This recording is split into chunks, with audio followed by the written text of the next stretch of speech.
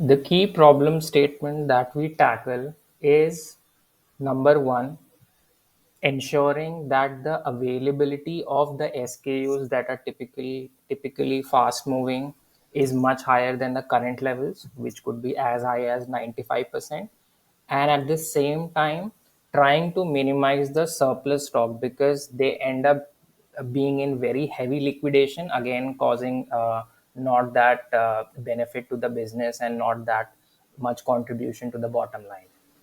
Now, there are two aspects to this. One is looking at the inventory from an owner's point of view. So, someone who is actually owning the business, who is actually leading the operation. So, what type of things they should be looking at while optimizing their inventory. Now, the other aspect is somebody who is an inventory planner or typically a business analyst or someone at CEO office. These are the people who do the actual last mile calculations, typically done on Excel sheets. So how we help both these persona is something we're going to cover in this demo.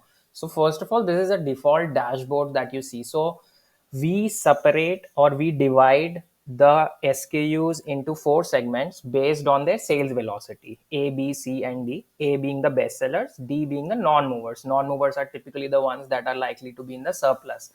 So you can see here that in this red area, we are showing the number of SKUs, that these are the number of SKUs in that segment that are going to run out of stock. Now, if somebody clicks at this, so we also have a list of it. For example, these are the ones that are not moving in the last 60 days. Or if somebody wants to look at slightly more deeper insights into what's happening in the last 30 days, so these are the four different warehouses, and these are the amount of inventory value that is not moving at all. So this is coming from a perspective of a CXO, made from a perspective of a CXO. How many SKUs are in stock in percentage? What is the availability level? Then this shows the availability trends in the past. This is something very hard to build from scratch on Excel, but this is something which you get very seamlessly. So based on the last, because business teams are generally aware of the revenue levels but may not be that much aware of their inventory levels. So this gives you a very good visibility of what were your inventory levels in the past, and you can like have a basic correlation in your head that how is it with your inventory. So these are the things mostly made for the decision making persona. Now if I come to the other persona, which is the inventory planner. Now for that, what we have is something which is inventory planner and replenishment planner, which is the all the calculations that are done. So we take care of the current inventory, the purchase orders that have been placed with the vendors, your sales velocity, and then we have constraints like minimum order quantity that can be entered at multiple attributes levels. So we have things like applying growth multiplier on certain aspects of the product properties.